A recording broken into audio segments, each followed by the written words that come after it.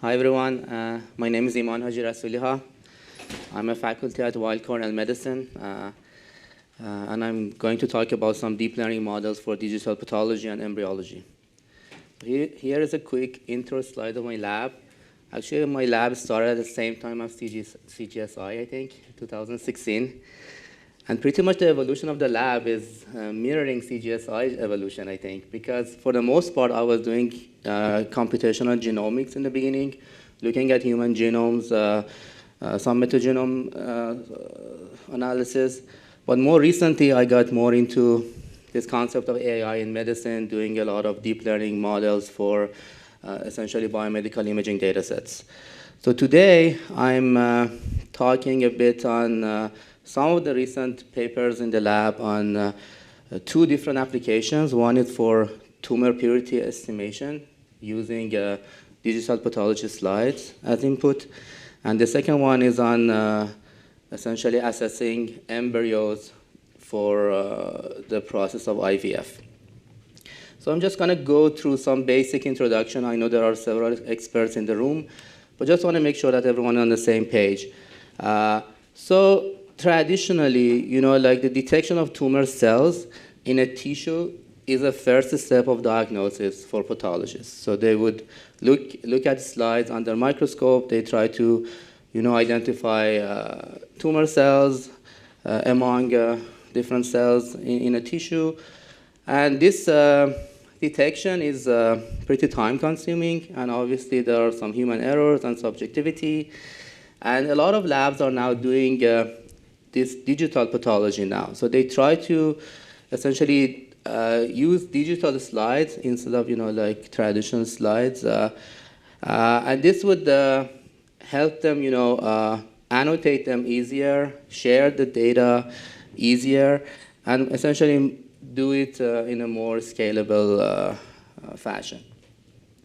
We can also use algorithms and, AI, and this is a very much growing field now. There are like several companies doing it now for different applications. You can actually use do this procedure like automatically. So for example, here, this left, this figure is, like an annotation by a pathologist. They draw it on a slide. They wanted to essentially identify the tumor region on this tissue. But the other figure is actually something predicted by an AI model. So they wanted, so the model would, predict tumor regions on the slide. And as you can see, they're actually like pretty close to each other.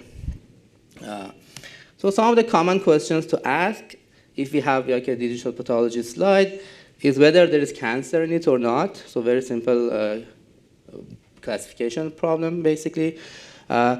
If we can determine cancer subtypes from slides. And another task is if it is like low or high tumor purity. And this is some study that we are interested in, basically. So as you can see, these are, like classification problems. So we can do machine learning and more recently deep learning to do these tasks, right? So several years ago, pretty much when I started my lab, I looked at this problem of using deep learning, convolutional neural networks to do this subtype classification. So basically there was, at the time, the TCGA dataset became available. So we had like images from different cancer types. So in this study, we mainly focused on distinguishing two different subtypes of lung cancer.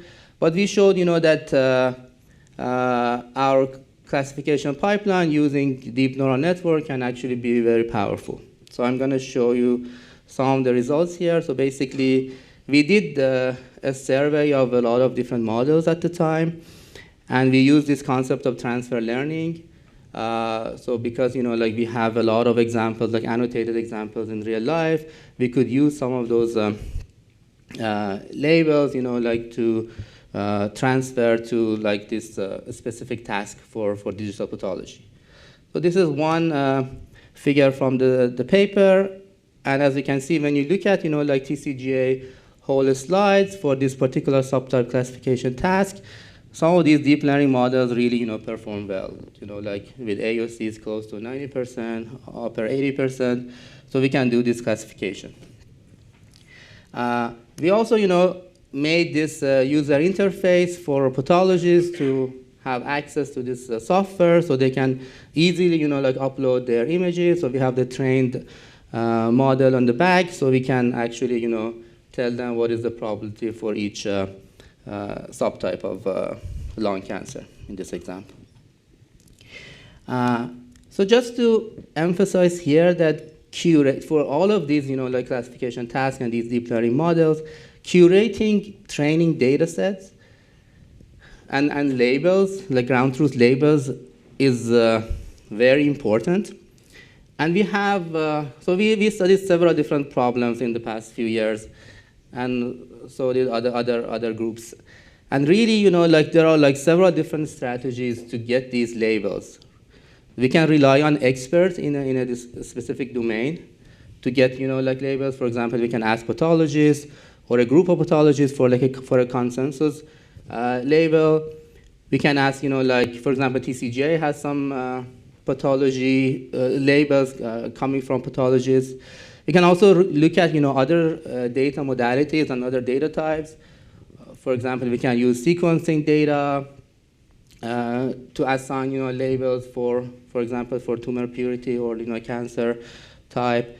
We can also use, for example, outcome data. So really, like, there are like several different ways of getting labels for our deep learning models.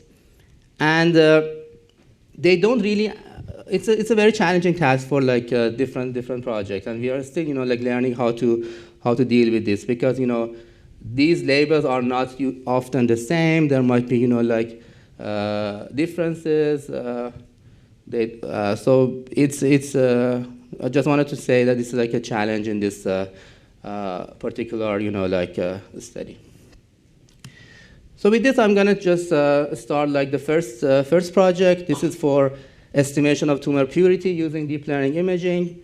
So as you can see, in the tumor microenvironment, there are mixtures of cells. So we have like tumor cells, but we also have several types of normal cells, for example, immune cells, blood vessel, stroma. So like essentially, like, it's important to identify tumor cells and also know the fraction of cells that are tumor compared to normal cells.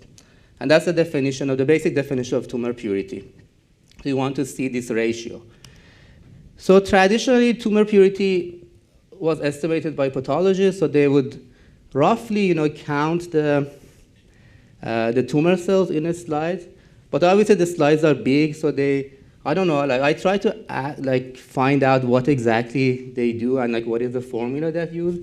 I never get a straight answer from them, but I guess like they kind of look through this slide and look at some regions of interest, and like count these, identify these tumor cells.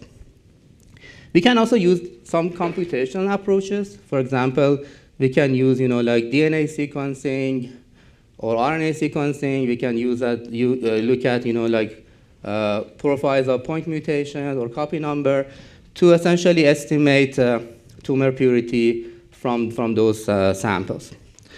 But like in this context, when we compare like sequencing experiments with just getting like pathology slides, sequencing is like very expensive relatively, and it's also time consuming because you have to like often do it in a lab.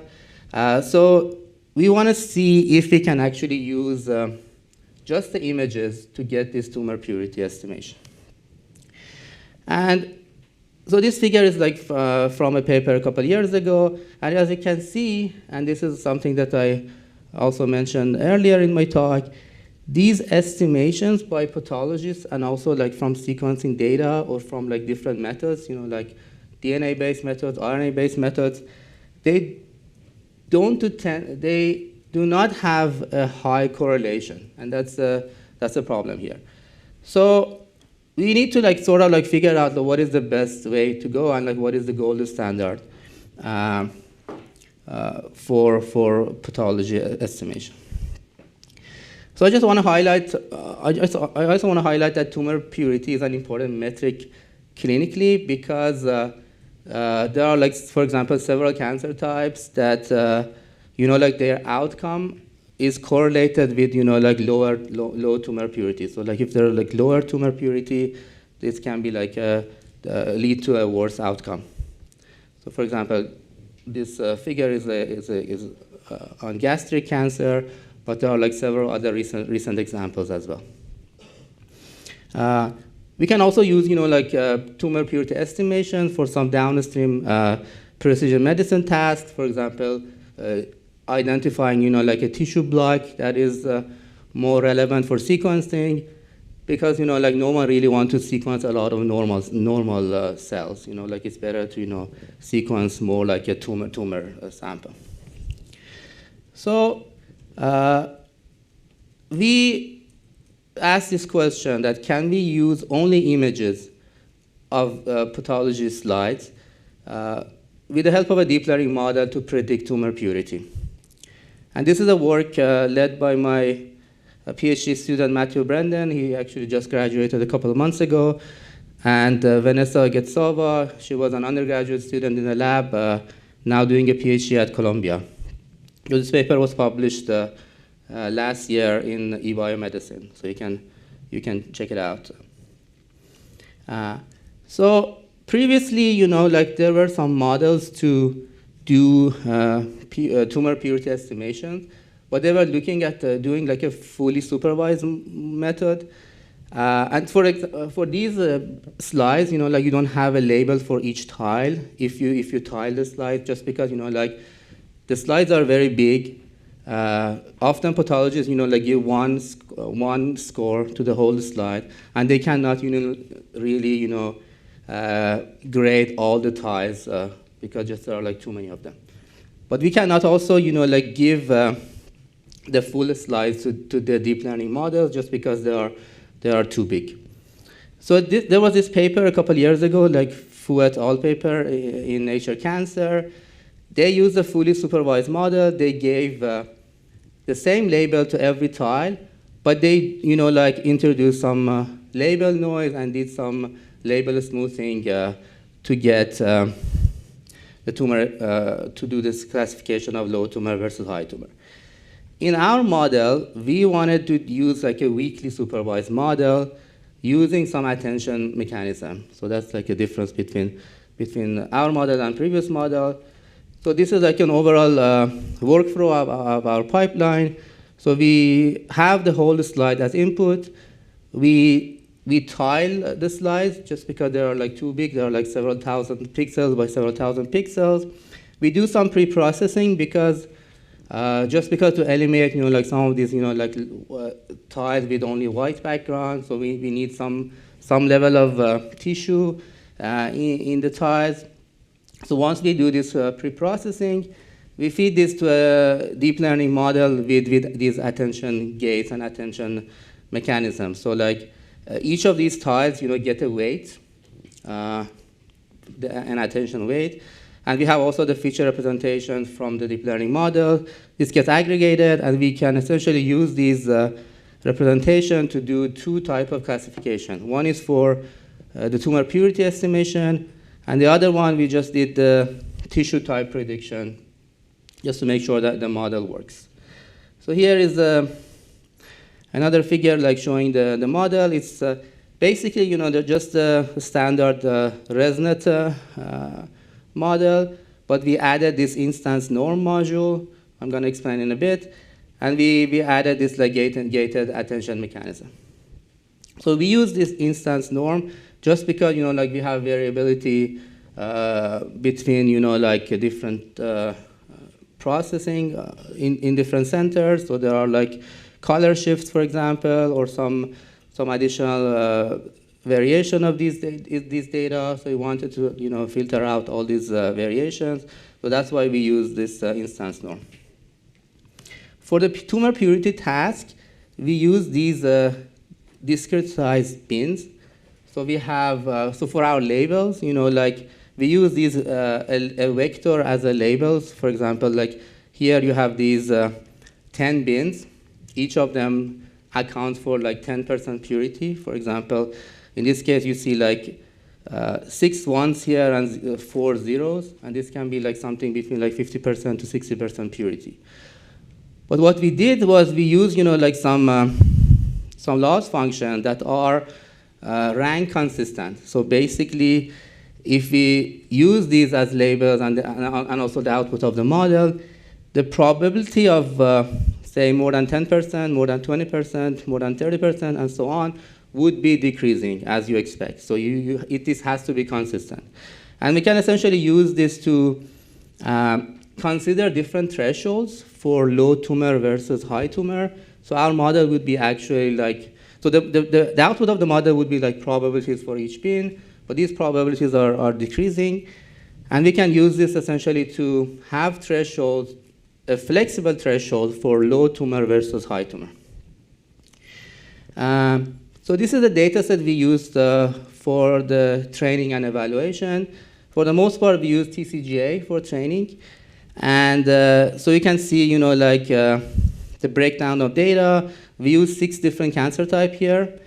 And together, we had about 4,000 examples in our training data, a bit less than 1,000 for validation, and a bit less than 900 for testing.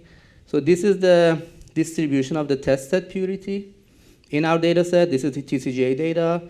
So this column on the left, so everything less than 10% is considered normal here. So we have, there's a code in the TCGA data for that. So we have all these like normal samples, but also like we have, a lot of examples of, like variable tumor purity.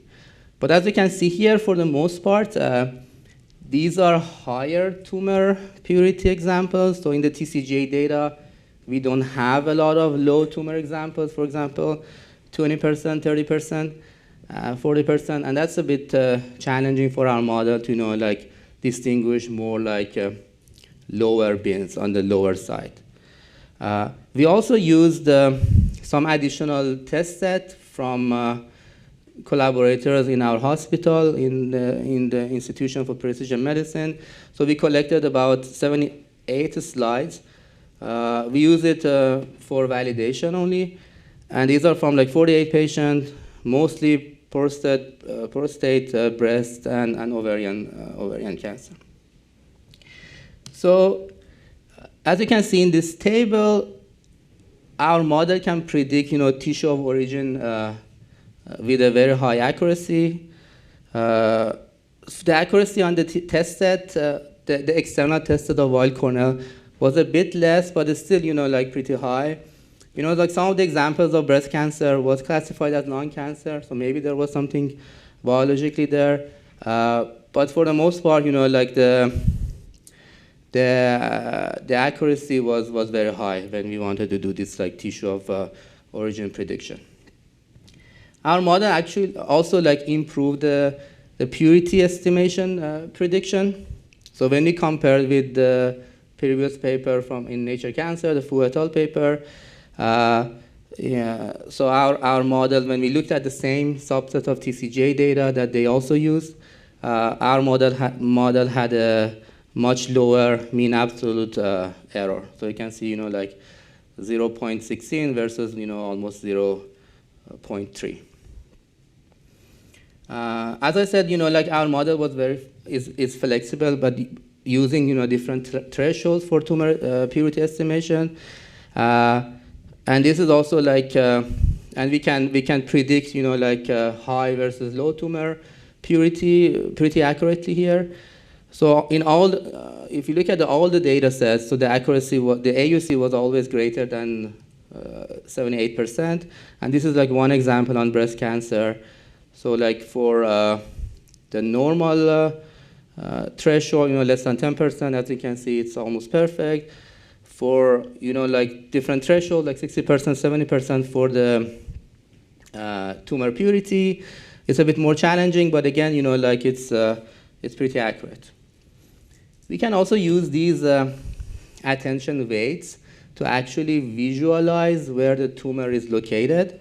So these are the results of the algorithm, for example, and as you can see, they match even for slides with with low tumor content, they match pretty nicely with what pathologists draw as a region of interest for tumor. So we can essentially use the weights from the model to essentially do the visualization and do this heat map and actually like see where the tumor is located on the slide. And this is another figure, like clearly showing this distinction between, like high tumor versus low tumor using, like the attention weights. So as I said, like because the model didn't really see some of these examples of these low tumor purity, it's a bit challenging to distinguish between some of these like smaller bins. So we are now working on some generative models to synthetically, like add examples of these low tumor purity to the data. So this is still work in progress. There are several challenges actually in this domain. So I'm happy to talk to some of you guys if you have worked in this domain. But the idea is, like to use, generative models to do like synthetic image generation to enhance, the training set and improve the results, especially for distinguishing between like lower tumor bins. So I just want to conclude this first part of the presentation. We have an approach, a weakly supervised model to distinguish, like high tumor versus low tumor. The model, like can identify, so because of the attention weight, the model can also identify, like the regions of interest, and we can, like predict tumor purity scores pretty accurately. So the second part of my talk is mostly on embryology and improving IVF using AI. So, like as you guys probably know, IVF or in vitro fertilization often doesn't work. And we were wondering if an algorithm can actually help us improve the process. So I just want to highlight some background on IVF. So about, like 10% of the reproductive population, like use some sort of like assisted methods for having babies. And these, like, this procedure is like pretty much increasing. However, like there is a high cost associated with IVF cycles. So in the US, it's sometimes more than $15,000 per cycle. And like patients often require several, like multiple cycles, just because like the success rate of each cycle is pretty low. And especially, like with advances in maternal age, like even the live birth ratio and the success rate would become much lower. There are also like other major concerns here. Just because, like the success rates are low, some clinics, like transfer more than one embryos, and that leads to, a higher than usual rate of, twins or, like multiple pregnancies. And this also like has some health complications for the mother and the child. So it is a, like a risky procedure. It is associated with, like low, sometimes there is not a guarantee or like there's a low chance. And there's also this concept of aneuploid embryos. Again, especially when when women approach, like advanced maternal age. So some of the embryos would acquire, like extra chromosomes, or there are, like complex abnormalities in chromosomes. So you also don't want to transfer, aneuploid embryos. So what you want to do is, for the most part, transfer, euploid embryos. Just because, like there are birth certificates, there can be, like genetic abnormalities associated with miscarriages. So there are several factors for the success in IVF. And one of them is, like selection and transfer of, like high quality embryos and euploid embryos.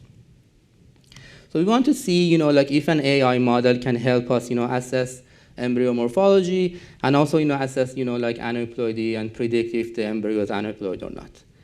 So traditionally, like embryologists look at the morphology of embryo to assess the quality of the embryo.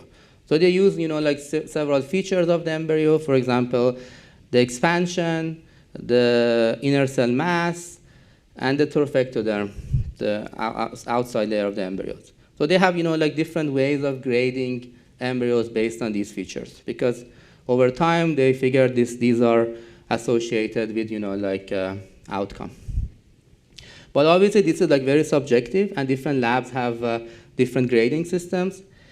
Some labs, including Weill Cornell, use some photography machines or time-lapse microscopy. So these are a bit more advanced machines. This is an incubator, but also has a digital camera. So so you can get time-lapse images of embryos during the development. For example, right starting from day 0, right after fertilization, every 20 minutes you get an image of the embryos from different focal points. So essentially, embryologists can also look at the morphokinetics and time point between these different cell divisions, for example, and the evolution of the embryo, and look at have an assessment of how good the embryos are. But these machines are costly and not widely used. And again, this evaluation is very subjective. Some clinics, recommend pre-implantation genetic testing for aneuploidy or PGTA, especially in the United States. It's not very common in, for example, Europe or other countries.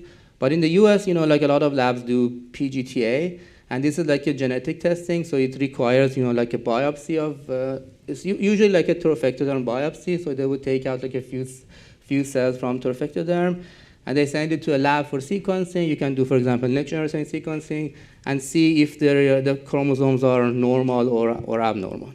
So you can get a report from the lab if there are, for example, Down syndrome, or if there are, extra chromosomes, things like that. And then decide, if to transfer only euploid embryos based on the PGTA result. But this procedure is invasive and potentially harmful, and it is also expensive, because there is just the cost of sequencing in addition to the overall cost of the IVF.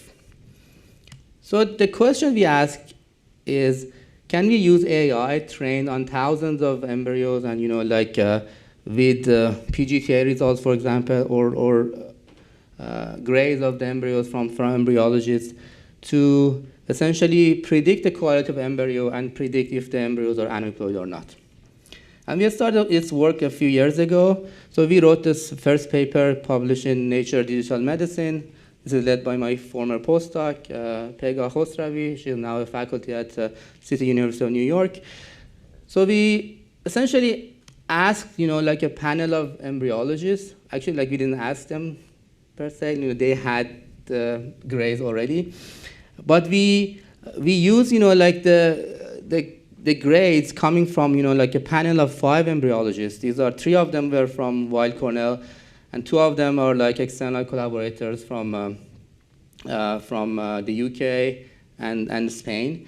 So they gave us, grades, and we used these grades to train a model to predict, the quality of embryos. So essentially, we wanted to see if an AI model can learn what the embryologists predict. And this was the first sort of a deep learning model using a big data set for this type of evaluation. Previously, there were some smaller data sets, and some models to just predict some of the features of the embryo, for example, expansions or trophectoderm grade. But this was really the first study who did a comprehensive evaluation. So as I said, different groups have different grading system, and it's very subjective, and it's not standard. In fact, I was just on a call yesterday with a clinic in Florida, and they were using a much simpler grade. So in Weill Cornell, they just decided to add some complexity to the grading system. But for the most part, like they look at, like this expansion ICM enterofictoderm, and they have like these numbers or these letters. So they say, for example, okay, like a 5AA embryo is a very good one, but maybe like if there's like a 3CB, that's not so good. So they have, like this manual way of grading system. And as I said, like in wild cornell, like they have even like a more complex grading. So they added all these, like pluses and minuses here. So there are, like a large and a big number of, like different classes of grades. And, like more recently, we sort of like simplified this grading system a little bit by just giving like a numerical value. We call it a blastocyst score. So that's just, like a value, say, between, like 3 and 14. So there was a paper a couple years ago by one of our collaborators, and they showed, like that this is correlated with, like eventual pregnancy outcome. So just keep that in mind because we are going to use this blast score in some of our predictive models. So in the first paper, we basically map these the grades that embryologists gave us to only like two groups, like a good quality group and a poor quality group. So we wanted to do this like this binary classification. We left out some of the embryos and images that they said it's like a fair group, so they couldn't really agree on them if they are like good or poor. So we didn't really use them in our training. So we use only like two sides of the spectrum, like the very good ones and the bad ones to train our model.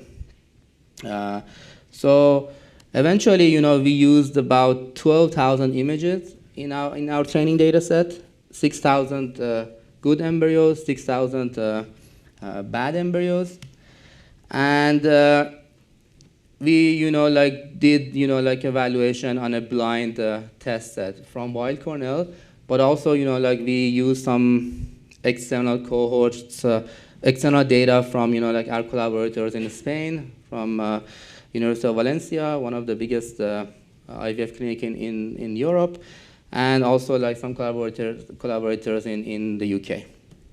So as you can see, our accuracy, like the predictions in the wild cornell data is very high, like 97% when you want to do this good versus poor classification. And on the external data, it's also pretty good, like 70% or above. But they have like different protocols, and like they have essentially the morphology of their image is a bit different. So that's why I think like the accuracy is a bit lower. So in the paper, like we have like several evaluations you can see, but for the most part, like the AUCs are very high, especially for the wild cornell data set. So we also did some tests on the fair group. We asked Stork, our model, to like classify these embryos in the fair group as good or poor. And when we look at like the outcome data, those that were classified as good had a much higher live birth rate compared to the ones that were classified as poor. So that was also pretty encouraging because like that fair group, embryologists didn't have really a good idea like if they should be transferred or not. But the ones that were transferred and were labeled as good in our data set, the prediction of a Stork was much more likely to say they were good. So as I said, like often embryologists don't agree with each other, and this is what a test we did on 239 examples of embryos with 5 embryologists, and only on 89 of them, all of them agreed that they were the same quality. But the Stork, on the other hand, would predict a majority vote of the embryologist in about 90% of the cases. So we also, developed this user interface for our embryologists so they can upload images very quickly in a cloud-based system, and they can, like get the classification results very quickly. In a second study, we wanted to see if we can actually predict the aneuploidy using a non-invasive image-only technique. So this is a paper just published in Lancet Digital Health a few months ago, led by my student Barnes. He also just graduated last month, basically. So you can check out the paper. But the data set was essentially the same data that we used in the first paper. We added some granularity for the aneuploidy. So we had the PGTA results of more than 10,000 embryos here. So about around like 6,000 of them were aneuploid, a bit more than 4,000 were euploid. And in the aneuploid class, we also had simple aneuploid embryos, around like 3,000, and complex aneuploid. So those are the ones that had more than one type of aneuploidy. Maybe like on 2 different chromosomes, there were like some rearrangement or some gain or loss of DNA. So about like, it was a bit balanced data set here. So we also used some external data from validation. Mostly we used data sets from a new type of scope. Like, so we had EmbryoScope data for training, but there's a newer version of this instrument, EmbryoScope Plus. So we use about 1,000 examples of the EmbryoScope Plus. We also get some data from Spain, like a clinic in Spain, and recently several clinics in Florida. So in our model for this particular study, we used a single image from like at 110 hour. We also used maternal age, because like just age by itself is like a very predictive feature. So we included age just because it would improve our predictions. We also used the morphokinetic time point just because like we had the EmbryoScope data, and we used we also used morphological assessment from embryology. So this is a manual input to the model, but we found out that actually like the grade that embryologists give has also like a good predictive value. So the model that we used was mostly based on ResNet, but we also like added these numerical values of these like clinical features like age and the blastocyst scores.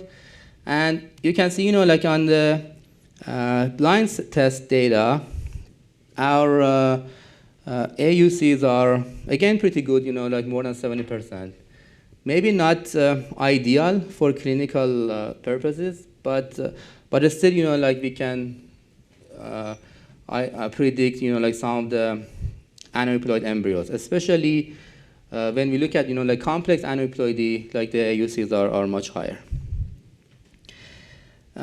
As I mentioned here, this model that we published uses only like single images, and also uses this like manual input from embryologists, just because like they were predictive.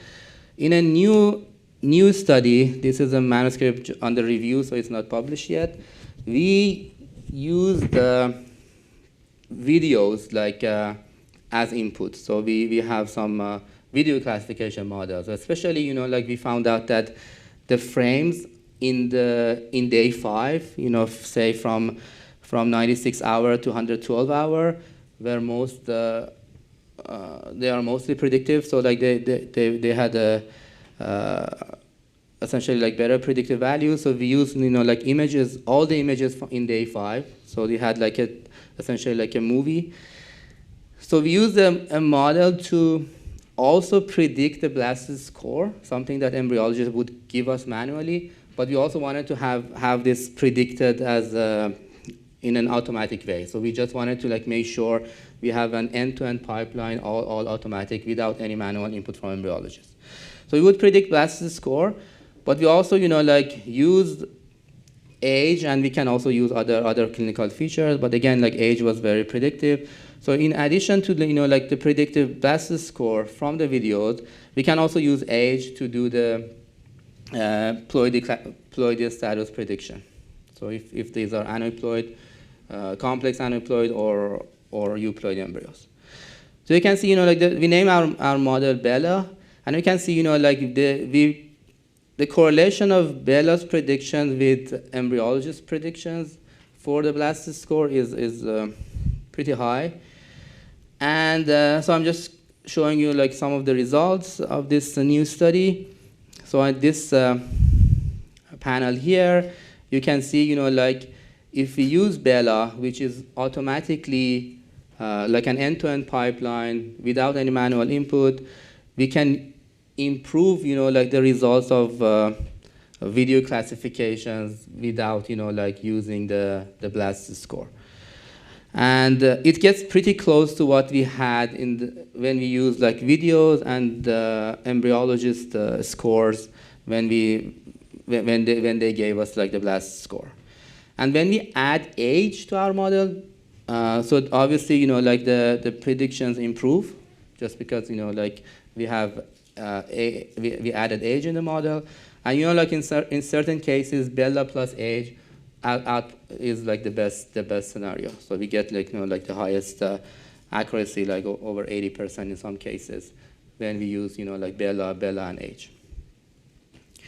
So again, we develop this user-friendly platform.